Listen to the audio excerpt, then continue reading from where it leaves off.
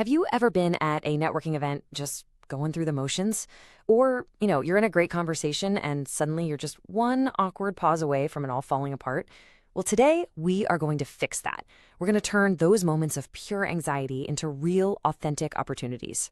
Right? If you've ever felt that little knot in your stomach before walking into a room full of strangers in suits, you know exactly what I'm talking about. But here's the thing, that feeling is so common. It doesn't have to be a reality, though. We can totally reframe this. And the secret is realizing that these challenges, they aren't some personal failing. It's not about your personality. It's just a skills gap. And in this explainer, we're going to give you the exact framework you need to close that gap for good. And if you need a little motivation, check this out. Professionals who get good at these interpersonal skills, they are 60% more likely to advance in their careers. So this isn't just about being a smooth talker. It's literally about taking control and driving your own success. So this is probably the most crucial takeaway of the whole thing. Being a great communicator or a great networker, it's not some magic talent people are born with. Not at all. These are practical skills that, with the right approach, anyone, and I mean anyone, can learn, practice, and completely master. Okay, so to get good at these skills, we've got to understand the why before we get to the how. So let's dig into the core principles that make these interactions not just work, but actually feel meaningful. What's really fascinating here is when you put these two lists side by side. On the one hand, communication is all about these internal qualities, right? Like empathy and really listening.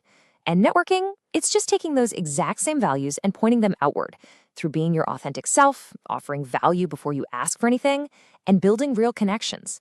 The common thread through it all, it's respect. It all comes back to respect. So we've got the principles down. Now let's turn them into an actual game plan.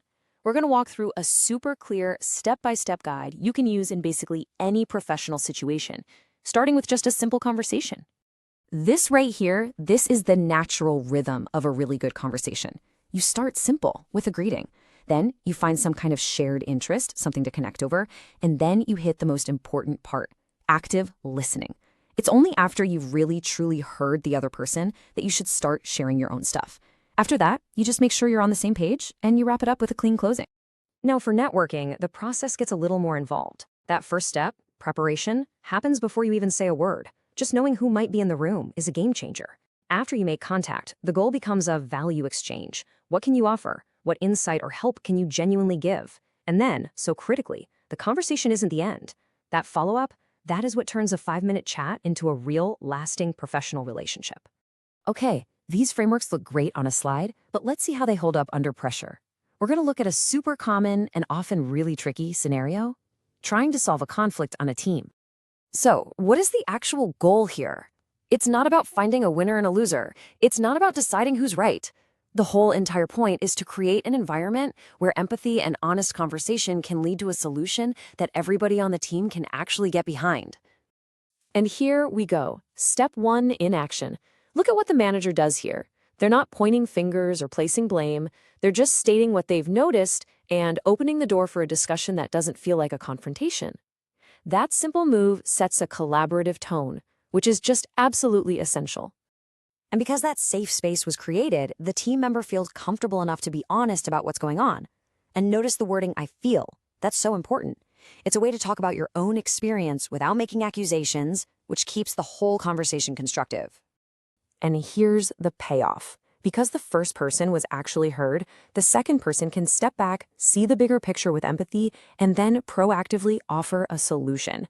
That is what collaborative problem solving looks like in the real world. Seeing a great example is powerful, for sure. But knowing the common mistakes, the things to avoid, is just as important. So let's do a quick run through of the pitfalls that can totally derail a conversation, even when you mean well. Ah, man, this is such a classic trap. We've all been there, right? If you're the one doing all the talking, you are not listening. And if you're not listening, you're not learning, and you are definitely not connecting. It has to be a two-way street, not your own personal monologue. What is the single fastest way to come across as inauthentic? It's approaching people only thinking about what you can get from them. It just instantly kills any chance of building a real relationship. Remember that principle of reciprocity? Always look for ways you can offer value first. A great conversation is awesome, but it's really just the beginning. Forgetting to send that quick follow-up email or LinkedIn request means all that awesome rapport you just built can just fizzle out. The follow-up is what makes the connection stick. Okay, to pull this all together, let's just recap the best practices. Be present, be focused, and actually listen. Acknowledge where the other person is coming from, even if you don't agree. Be generous, offer help, share resources. Be quick with your follow-up. And in any difficult conversation, remember the goal. Seek solutions together, don't try to win an argument. All right, so here's a little challenge for you. Think of just one person, maybe a former colleague or someone you met at an event a while back. Who is one person you can reach out to this week, and not to ask for anything, just to reconnect, say hello, and see how they're doing? Because that is how real networks are